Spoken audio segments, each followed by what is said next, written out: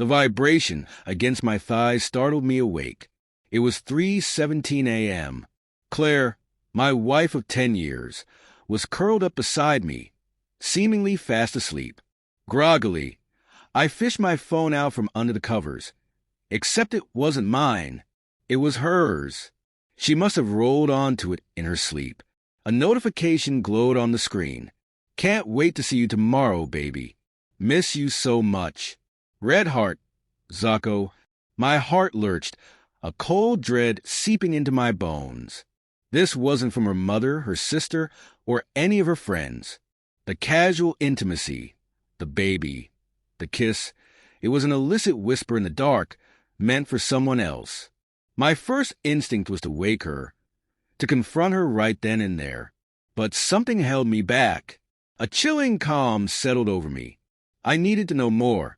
Without thinking, my thumb typed a reply. Tomorrow? What time should I expect you?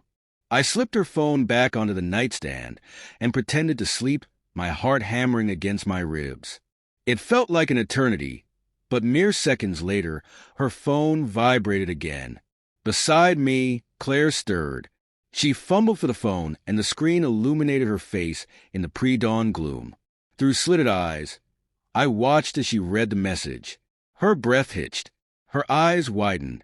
The phone clattered onto the hardwood floor. She bolted upright, eyes darting to me. She stammered, her voice barely a whisper. I sat up, feigning grogginess. What's wrong? Nothing, she said too quickly. Just a bad dream. She scrambled out of bed, picked up her phone, and rushed into the bathroom, locking the door behind her. The confirmation hit me like a physical blow. My suspicions, those simmering doubts from the late nights at work, the hushed phone calls, the vague excuses, had all been true. Claire was cheating on me. I lay back, staring at the ceiling, the world as I knew it crumbling around me. We had built a life together, a home, a future.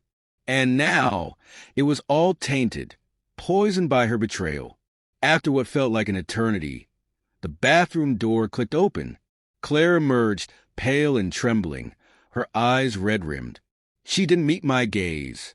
We need to talk, she whispered. I think we do, I replied, my voice chillingly calm. Who is he? The blood drained from her face. She tried to speak, but no words came out. The silence between us was thick with unspoken accusations, shattered trust. Finally, she whispered a name.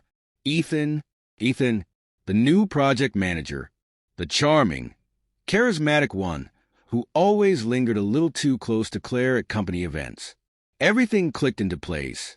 Over the next agonizing hour, the sordid details spilled out, the stolen glances, the late-night dinners disguised as work meetings, the clandestine weekend getaways. With every word, the knife twisted deeper. She cried, begged for forgiveness, swore it meant nothing, but her pleas fell on deaf ears. The damage was done. I didn't yell. I didn't scream. The rage inside me was too intense for that. I simply told her to leave, to pack her things and go. She left that morning, a ghost fleeing the scene of her crime, and I was left alone in the wreckage of our marriage.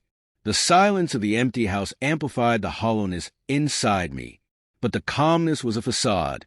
Beneath the surface, a plan was forming. I wouldn't let them get away with this. I would make them pay. My first move was subtle. I contacted HR, anonymously reporting Ethan's inappropriate relationship with a married colleague. Corporate policy was clear. Fraternization between employees, especially from different departments, was strictly forbidden.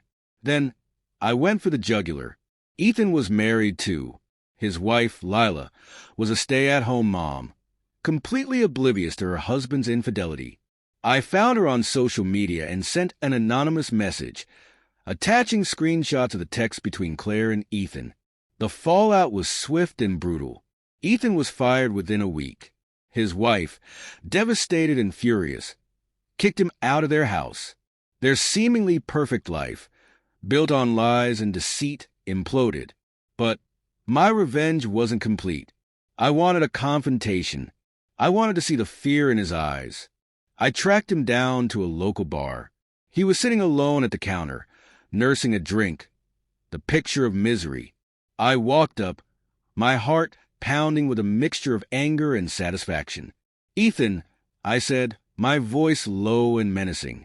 He looked up, his eyes widened. He paled, his hand trembling as he reached for his drink. "Enjoying yourself?" I asked, my voice dripping with sarcasm. He didn't answer, just stared at me, eyes filled with guilt. "You know," I continued, leaning in closer, "I always thought you were a decent guy. Guess I was wrong. I'm sorry," he mumbled, avoiding my gaze. "Sorry," I scoffed. "Sorry doesn't cut it, Ethan. You destroyed my marriage. You ruined my life." My voice rose, drawing the attention of the other patrons. Ethan shrank back in his seat, his face flushed with shame. "You took something that wasn't yours," I said, my voice laced with venom. "And now you've lost everything."